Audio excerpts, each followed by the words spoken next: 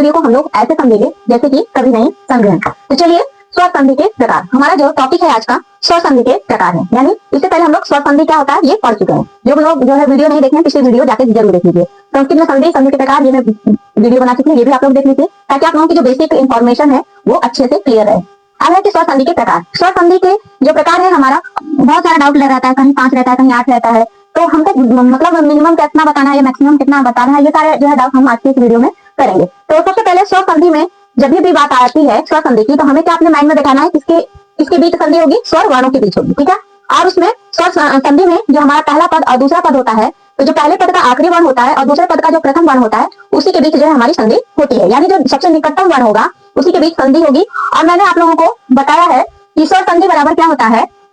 आप लोगों को मैंने एक इंपॉर्टेंट फैक्ट बताया था स्वर संधि से रिलेटेड कि आपको स्वर संधि जैसे नहीं याद हो रही है तो आप क्या कहेंगे कि स्वर वर्ण प्लस स्वर वर्ण बराबर क्या हो जाएगा हमारा स्वर संधि, ठीक है।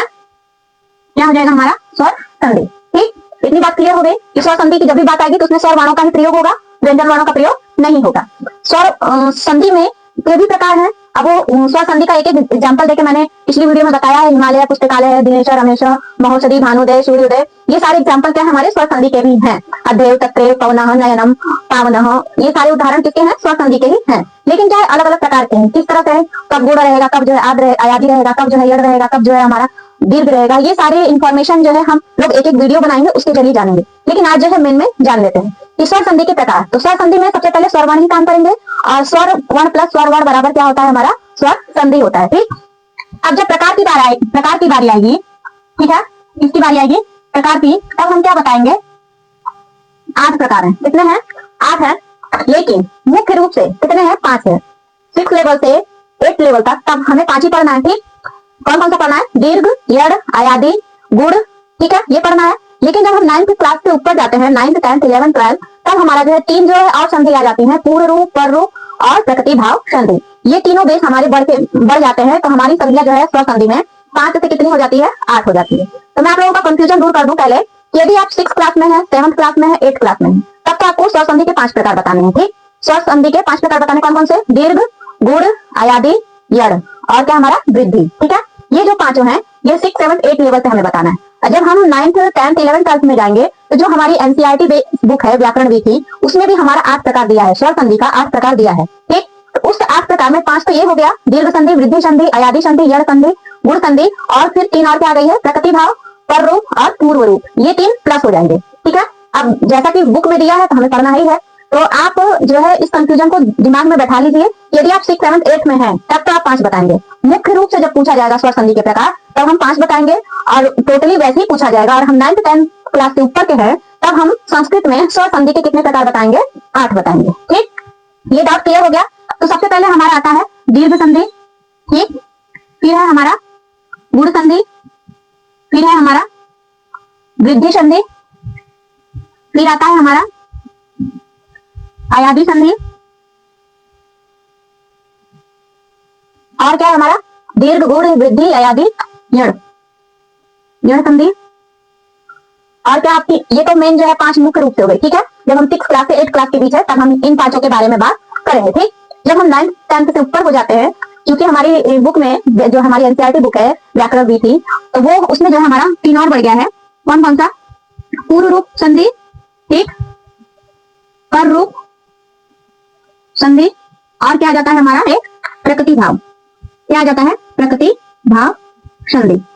ये 3 जो है हमारा 9th क्लास से ऊपर टेट, टीटेट, केवीएस यहाँ तक कि टीजीटी तक हम कितना बताएंगे 8 बताएंगे, ठीक है। तो पहला हमारा हो गया दीर्घ संधि, दूसरा हो गया गुण संधि, तीसरा हो गया वृद्धि संधि, चौथा हो गया आयादी, 5वां हो गया यड़, छठा हो गया पूर्ण रूप संधि, और 7वां हो गया हमारा पर रूप संधि, और 8वां हो गया हमारा प्रकृति भाव संधि, ठीक है।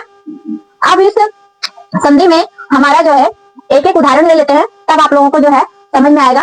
इन 8 प्रकार की जो संधियां हैं इसको हम एक एक वीडियो बनाएंगे, उसमें उसका जो है सूत्र क्या होता है, वो सूत्र कह क्या रहा है, और उस सूत्र के जरिए हमें अपने माइंड में क्या सेटअप करना है, ये सारी बातें जो है हम लोग उस वीडियो में जानेंगे।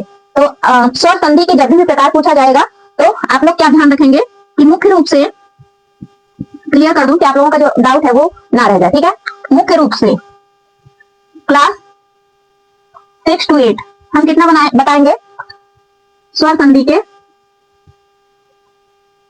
5 प्रकार, ठीक है।